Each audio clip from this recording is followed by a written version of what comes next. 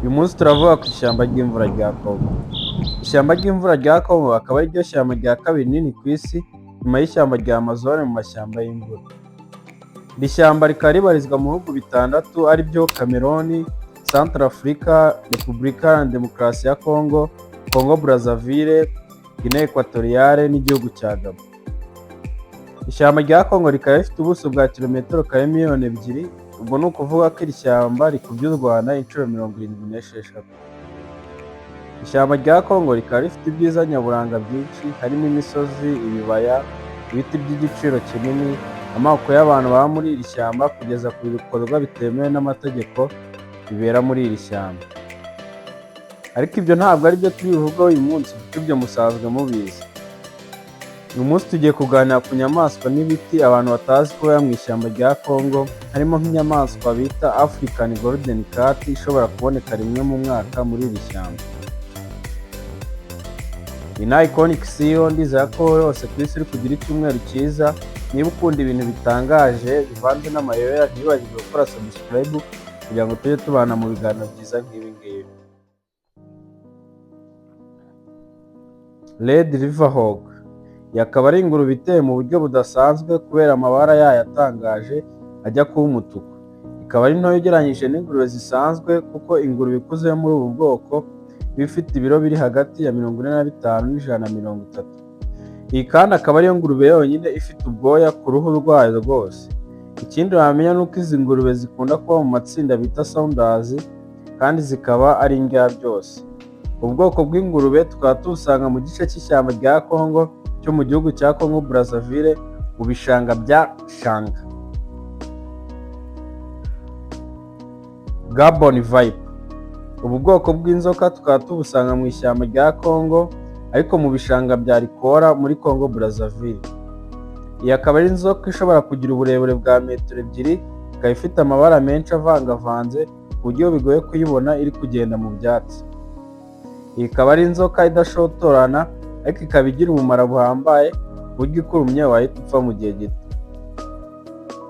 Inzoka akaba ariyo nzoka ifite amenyo manini kurusha izindi zose ku isi, aho iryinyo ryayo rimwe riba rifite santimetero 5, ariyo ikoresha ifata umuhigo wayo aho iba yihishe mu byatsi cyangwa mu bihuru itegereje ko hari inyamaswa nk'inkende cyangwa inyoni n'utundi tunyamaswa dutoya twaca aho ngaho. Congo P4. Iyi akaba ari inyoni dusanga muri pariki ya Salonga National Park muri Repubulika Iharanira Demokarasi ya Congo. Ubu bukaba ari ubwoko bw'inyoni busanga muri Congo honyine ku isi, ariyo mpamvu iyi nyoni bayita Congo P4. Inyoni ikaba ifite ubwiza budasanzwe bw'amabara yayo ari y'ubururu n'icyatsi, kandi ikaba ijya kungana nk'inkoko zisanzwe. Inyoni kubera ubwiza bwayo bituma ba rushimusi baba baziga ku bwinshi kugira ngo bazikuremo agatubutse, aho izisigaye muri ubu bwoko zibarirwa hagati y'3,500 kugeza ku 15,000 n'ubwo umubare wazo ugenda ugabanyuka umunsi ku munsi. African Golden Cat. Ndakeka inyamaswa ari ubwa mbere yumvishe, kuko iyi njangwe ikunda kuba mu bwihisho ku buryo ushobora kumara umwaka wose wishakisha utarayibona muri iri shyamba rya Congo.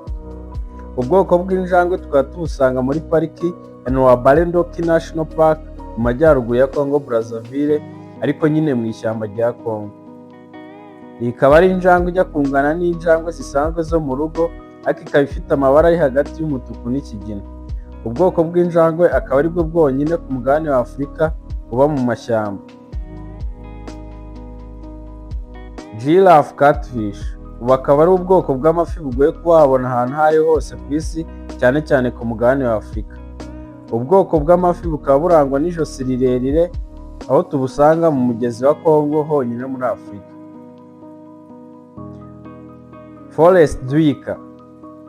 Iyi akaba ari inyamaswa dusanga mu cyanya cya Epulu mu gace k'ishyamba rya Congo ka Ituri muri Repubulika Iharanira Demokarasi ya Congo. Ikaba ari isha ariko ifite imiterere idasanzwe, aho iyi nyamaswa ari nto ugereranyije n'izindi zo mu bwoko bwazo, kandi ikaba ifite amaguru matoya. Ariko igitangaje ni uko iyi nyamaswa irya imbuto zahanuwe mu biti n'inkende cyangwa inyoni gusa, yo ntabwo irisha ibyatsi. Mbere y'uko turebera hamwe ibiti n'ibimera bidasanzwe byo mu ishyamba rya Congo, Muri izi nyamaswa tumajije kurebera hamwe, ni iyihe nyamaswa yagutangaje? Tanga igitekerezo cyawe muri comment, kandi niba iyi video yagushimishije ntibagirwe gukanda like.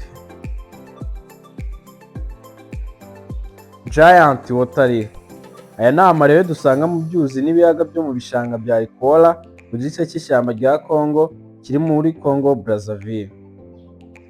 Aya marebe akaba ari manini ku buryo rimwe rishobora kugira umuzenguruko wa metero 2, ku buryo umuntu ashobora kuryicaraho ntarohame mu mazi, akaba ameze nk'uwicaye mu ntebe. Aya marebe manini akaba afatiye runini amafi n'udusimba tumwe na tumwe dutoya dusanga mu mazi, aho utu dusimba n'aya mafi biba munsi y'aya marebe byikingiye izuba cyo byirinda inyamaswa z'impigi. Strangler fig ibi akaba ari ibiti dusanga mu mashyamba yo mu ntara ya Ekwateri muri Repubulika Iharanira Demokarasi ya Congo. Ibiti bikaba bidatangira gukura mu butaka nk'ibindi biti bisanzwe, aho bitangira gukurira mu bindi biti, maze uko bigenda bikura bikamanura imizi kuri ibyo biti biri gukuriramo mpaka imizi yabyo igeze mu butaka. Iyo mizi y'ibyo biti imaze kugera mu butaka, ibiti bitangira kwica gake gake ibyo biti byagiye bikuriramo. Okime tree bakaba ari ubwoko bw'ibiti dusanga mu ishyamba rya Congo, ariko mu bice bya Gabon n'amajyepfo ya Congo Brazzaville. Iki giti kikaba gifite umwihariko wo gukura, kikaba cyageza metero 40 z'uburebure, ariko iki giti kikaba kitaremereye ugereranyije n'ibindi biti, ngo ni ukuvuga ko cyoroshye iyo giteruye ugereranyije n'ibindi biti ibyo ari byo byose. Aho ibi biti bivamo imbaho zikoreshwa mu gukora ibikoresho byo mu nzu, amato n'indege n'ibindi bikoresho byinshi, kubera ko ibi biti bidapfa kwinjirirwamo n'amazi byoroshye, niyo mpamvu babikoresha amato, kandi bakabikoresha bimwe mu bikoresho by'indege ko bitaremereye. Ubu tumajije kubona inyamaswa, ibiti n'ibindi dusanga mu ishyamba rya Congo abantu benshi batazi. Muri ibi byose ni ikihe cyagutunguye? Kandi niba hari icyo wifuza ko twazaganiraho ubutaha, ntibagirwe kucyandika muri comment, wibuke no gukora subscribe kugira ngo tujye tubana mu biganiro byiza nk'ibi ngibi.